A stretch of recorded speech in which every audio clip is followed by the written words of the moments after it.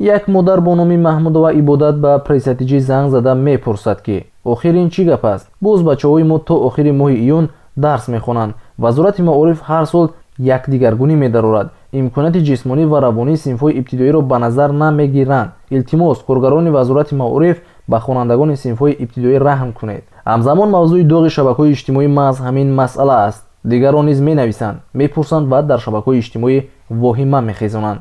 албатта на ҳар падару модар метавонад бо масъулони вазорати маориф дар иртибот шавад ва воқеиятро фаҳмад. пресатиҷӣ ин масъулиятро ба дӯши худ гирифт ва бо вазорати маориф ва илми Тоҷикистон дар алоқа шуд. телефони моро Бахтовар Сафаров, корманди маркази матбуоти ин вазорат бардошт. тавре ки ӯ шарҳ дод, соли хониш имсол 25 май ба охир мерасад. бино ба иттилои манбаъ, имтиҳонҳои ҷанбастӣ ва гузаштан аз синф ба синф дар муассисаҳои таҳсилоти миёнаи умумӣ рӯзҳои 3-10 июн баргузор мешаванд. дар ин бора фармоиши вазири маориф ва илми кишвар дар мавриди анҷоми соли таҳсилии 2021-2022 аттестатсия аз синф ба синф гузаронидан ва хатм дар муассисаҳои таҳсилоти умумӣ ба тасвиб расидааст. бино ба фармоиши вазири маориф ва илм, машғулиятҳои таълимӣ дар синфҳои 1 муассисаҳои таҳсилоти умумӣ 25 майи соли 2002 ва дар синфҳои 2-11 сарфи назар аз шакли мулкияташон 1 июни соли 2022 ба анҷом расонида мешаванд. аттестатсия аз синф ба синф гузаронидани хонандагони синфҳои 4-8 ва аз синф ба синф гузаронидани хонандагони 5-8 ва 10-11 аз 3 июн то 5 июн гузаронида мешавад.